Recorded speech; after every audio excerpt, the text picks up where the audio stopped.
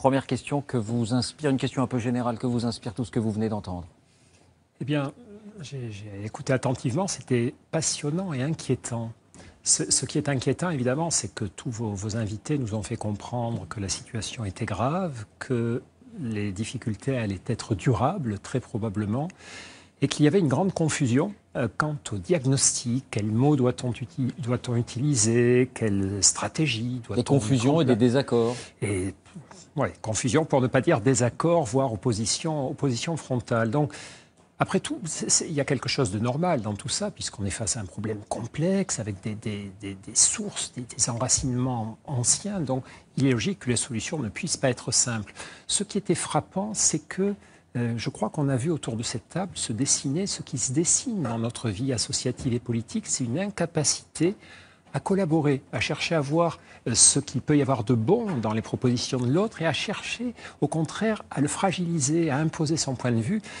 Et c'est un modèle, au fond, de ce qu'il ne faut pas faire, pratiquement. C'est-à-dire, je crois qu'il n'y a que la collaboration, que l'écoute d'autrui qui permettra de faire émerger les meilleures ou les moins mauvaises solutions. J'ai une question simple que beaucoup de ceux qui vous suivent, il y en a un certain nombre, se posent peut-être. Est-ce que vous, à titre personnel, vous êtes stressé par la situation d'aujourd'hui? Est-ce que vous êtes stressé par la menace terroriste? Non, je ne suis pas stressé par la menace terroriste, peut-être aussi parce que j'habite dans un quartier où je ne me sens pas en danger, c'est très possible. Hein, enfin, vous fréquentez sans doute de temps en temps les transports en commun, bien ou sûr, les grandes places. Bien sûr, mais à ce moment-là, le risque statistique d'être victime d'une agression terroriste avec d'autres n'est pas supérieur à celui d'être victime d'un accident de la route, etc. Donc ça, c'est la grande question des émotions. C'est-à-dire ce qui a traversé aussi beaucoup les débats, c'est la présence de deux émotions très toxique, la présence de la peur et la présence du ressentiment. La peur, c'est une émotion qui est très précieuse puisqu'elle est un signal d'alarme par rapport à des difficultés qui peuvent exister. Une de vos invitées disait qu'on n'avait peut-être pas assez écouté les peurs de certains concitoyens, de certains habitants des quartiers. Et un autre disait la peur est mauvaise conseillère. Mais il a raison, la peur est un bon système d'alarme, est un bon starter par rapport à l'existence éventuelle de certains dangers, mais elle ne doit pas être le moteur pour l'action et pour la pérennité de l'action. C'est-à-dire que si je suis guidé par la peur, ça va modifier ma perception du monde. Vous savez, on dit en psychologie, plus forte est l'émotion, plus forte sera la distorsion. Plus j'ai peur, plus je vais simplifier, plus je vais généraliser. Je vais me dire, cette personne, c'est soit un terroriste, soit un bon musulman. Je vais généraliser tous les musulmans sont des terroristes, etc. C'est la peur qui me fait faire ça, ou c'est le ressentiment, toutes ces émotions qui ajoutent à ma confusion. Donc, c'est vrai que c'est important d'essayer de pacifier ça de notre mieux. Est-ce qu'on peut tirer quelque chose de positif d'une épreuve comme celle-là, comme celle à laquelle nous sommes confrontés? On n'a pas le choix. On n'a pas le choix. On peut s'en accommoder, ou est-ce qu'on peut trouver quelque chose de positif? Les deux, c'est-à-dire, vous savez, il y a un poète allemand qui s'appelle Hölderlin qui écrivait une formule magnifique, il disait « Là où croit le péril, croit aussi ce qui sauve ». Plus nous sommes confrontés à des dangers, plus les chances que nous fassions preuve d'intelligence, de solidarité, d'énergie pour nous en sortir sont grandes.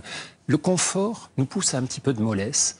L'inconfort, le danger, l'approche des menaces, l'approche d'une déstabilisation de tout ce que nous aimons, la société que nous aimons, va peut-être nous aider à ouvrir les yeux sur la seule réponse que chaque citoyen, en tout cas, peut proposer à son niveau. Bien sûr que les actions de justice, les actions de police, les actions d'éducation, les actions politiques sont indispensables. On ne peut pas s'en passer. Mais si chacun de nous n'est pas convaincu qu'il y a un effort individuel, quotidien, personnel, de fraternité, de bienveillance envers les autres à mettre en place, si l'ensemble de la société n'est pas persuadé que ce n'est pas la peur, pas la violence, pas le ressentiment, pas l'exclusion qui est la solution, alors on est cuit. Par contre, si... Mais c'est même une réponse au terrorisme, d'après vous? C'est-à-dire que, on l'a dit, il cherche à nous diviser, il cherche à nous faire nous affronter. Bien Donc, sûr. est-ce qu'un surcroît de bienveillance, d'entraide, de solidarité, de conscience de ce que nous partageons peut être une réponse efficace? C'est vital. C'est-à-dire, ça a été très bien dit par un de vos invités. Ce que visent les terroristes, qui sont peu nombreux, c'est créer une sorte de climat de guerre civile, créer des fractures entre les citoyens, faire que les gens peu à peu se détestent d'une religion à l'autre, d'un quartier à l'autre, d'une culture à l'autre.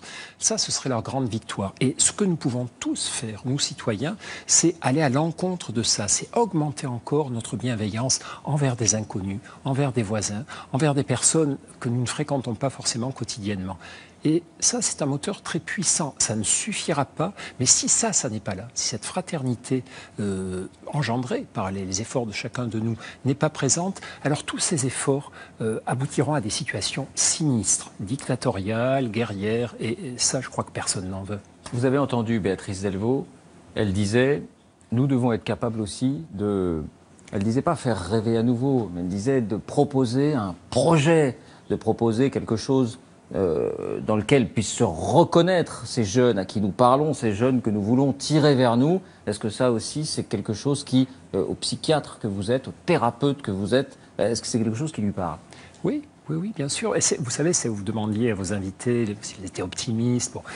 Nous, ce qu'on dit souvent, et je crois que c'est la citation, je ne sais plus, d'un personnage célèbre, c'est que l'avenir, ce n'est pas ce qui va nous arriver, mais c'est ce que nous allons faire.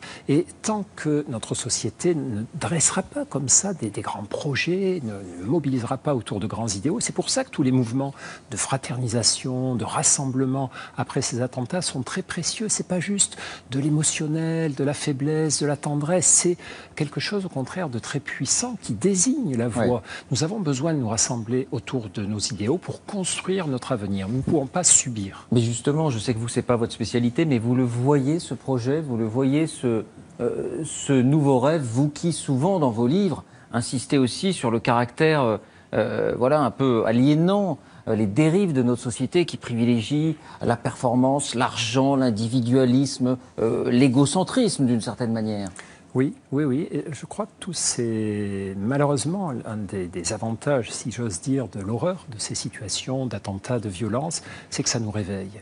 Ça nous réveille de cette espèce de petit confort matérialiste dans lequel beaucoup d'entre nous, pas tout le monde, mais beaucoup d'entre nous étaient en train de s'endormir, avoir sa télé, sa voiture, ses objets, pouvoir partir en vacances. Tout ça est vital pour une société démocratique, mais il y a d'autres choses encore plus vitales qui sont justement ce dont nous venons de parler, la fraternité, le respect d'autrui, la construction de l'avenir pour nos enfants et tous ceux qui vont nous succéder. Et ça, je crois... Vous le voyez émerger, ça ? Oui. Vous le voyez émerger en ce moment? Il me semble. Ça émerge dans les crises peut-être? Ça émerge dans les doutes? Ça émerge dans le cœur et dans l'esprit des citoyens. Je pense que toutes les personnes qu'il y a dans cette salle sont convaincues qu'effectivement, ce qui nous arrive est à la fois horrible et peut-être salvateur et mobilisateur pour l'avenir. Alors pour conclure, je vous pose la même question, mais je devine un peu la réponse. Plutôt pessimiste ou plutôt optimiste? Plutôt optimiste. D'un seul mot, mais bon, il y aurait beaucoup de choses à rajouter sur les raisons de cet optimisme, mais une fois de plus, parce que je crois que nous allons réagir et construire l'avenir. Merci Christophe André, merci beaucoup d'avoir été avec nous pour cette conclusion. C'est sur ce mot qu'on se sépare.